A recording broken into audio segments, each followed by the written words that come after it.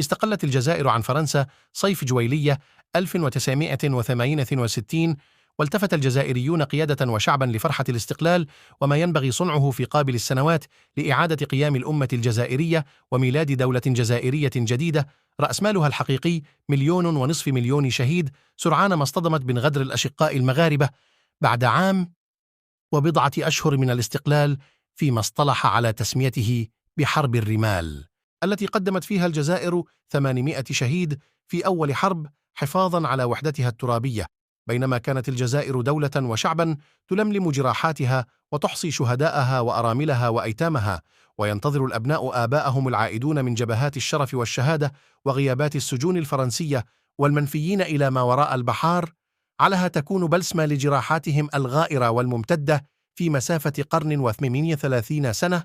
فاجأهم المغاربة كنظام حكم بأطماع استعمارية مزعومة على ولايتي تندوف وبشار في شهر أكتوبر 1963، حيث بدأ نظام المخزن مطالبات للتوسع داخل هذه المناطق، متناسيا أن الحدود ترسمها وتحددها مقابر الشهداء قبل كل شيء، بل وكأني به يقول للثوار الجزائريين: لقد كان المغرب يعيش وضعا اقتصاديا واجتماعيا متدهورا، زادته حدة من الناحية السياسية، مما يعكس الفشل السياسي للملك والرفض الشعبي لأعضاء حكومته.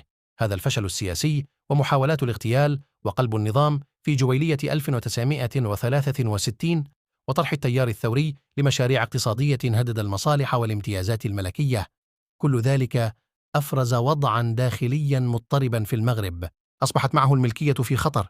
كانت فرصة لتحقيق الانسجام الداخلي بالتركيز على المزايدات الوطنية وفكرة العدو. قام الملك الحسن الثاني الذي خلف أباه في الحكم بعد وفاته عام 1961 بأول زيارة إلى الجزائر يوم 13 مارس 1963 لطلب إعادة ترسيم الحدود والمطالبة بمدينة بشار وتندوف بزعم أنها تابعة للمغرب، ليؤكد أحمد بن بلة أول رئيس للجزائر أن التراب الجزائري جزء لا يتجزأ. ورفض ابن بلة وجيش التحرير الوطني الجزائري فكرة كل تفاوض حول التنازل عن أي أرض حررت بدماء الشهداء. احتجت المغرب بمزاعمها المطالبة بالحقوق التاريخية وبالاتفاق بينها وبين الحكومة المؤقتة الذي وقع قبل الاستقلال، والذي رفض من طرف أول حكومة رسمية، واستنكرت الجزائر المطالب المغربية واعتبروها تدخلا في الشؤون الداخلية واستغلالا لظروف الدولة. في وقت خرجت مرهقة من سنوات حرب، رفض حزب الاستقلال المغربي موقف النظام الجزائري والحملة الإعلامية الجزائرية المصرية على المغرب، وفي مارس 1963 نشر خارطة للمغرب الكبير في الجريدة المغربية التي يصدرها يومية العلم. الخارطة تضم ثلث الجزائر حتى عين صالح والصحراء الغربية وشمال مالي، التي كانت في ذلك الوقت ما تزال خاضعة لإسبانيا وموريتانيا المستقلة سنة 1969 أثناء. وفي صيف 1963 بدأ البلدان في تعزيز وجودهما العسكري على طول الحدود، وبدأ الإعلام من الطرفيين ينشر التجاوزات الممارسة من البلد الآخر. في 14 أكتوبر احتلت القوات الملكية المغربية حاسي البيضاء وتنجوب، وتدفع بالقوات الجزائرية نحو طريق بشار تندوف. شكل هذا التدخل للقوات النظامية البداية الفعلية للنزاع. استولى الجيش الجزائري على موقع عسكري مغربي في الصحراء فيما وراء المنطقة المتنازع عليها، وتعتبر خطة لفتح جبهة جديدة لفك الضغط على القوات الجزائرية المهددة في الجنوب، أو بالأحرى الحصول على منطقة يمكن استغلالها في المفاوضات. وصل الجزائريون إلى حدود فكيك وتوغلوا عدة كيلومترات داخل فيكيك ليخرج الحسن الثاني بخطاب: Depuis ce matin 6 heures, la ville de Figuig est l'objet d'attaques extrêmement violentes de la part de l'armée algérienne. Les troupes algériennes, d'après les derniers renseignements qui nous sont parvenus, ont pénétré de plusieurs kilomètres الجزائري إلى منطقة فيكيك. أما الجيش المغربي المسير من طرف إدريس بن عمر مجهز جيدا بتجهيز غربي.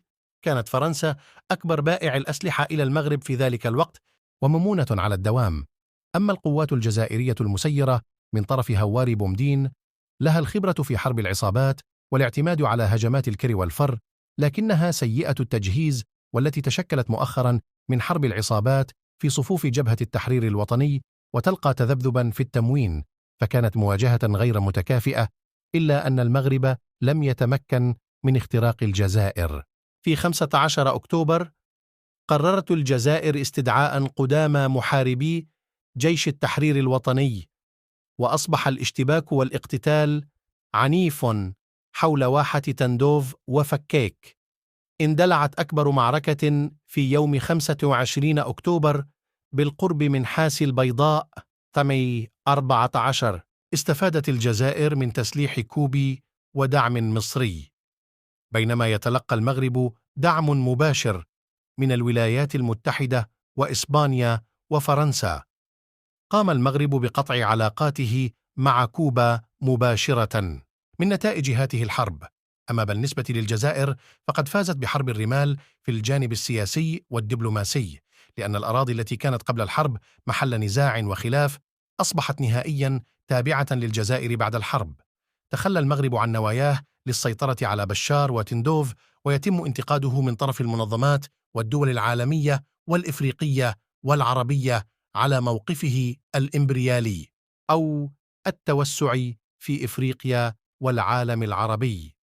بقاء الحدود بين البلدين على حالها، ولم يتم إجراء أي تغييرات إقليمية، وتتبنى منظمة الوحدة الأفريقية مبدأ حرمة الحدود الناتجة عن الاستعمار وبقاء الحدود كما هي بعد استقلال الدول.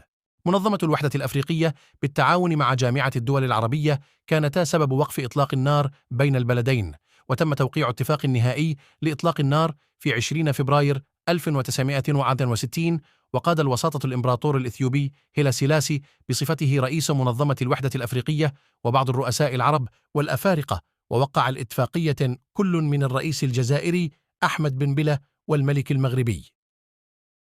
لا تنسوا الإعجاب بالفيديو والاشتراك في القناة تشجيعا لنا لنستمر بنشر المزيد إن شاء الله.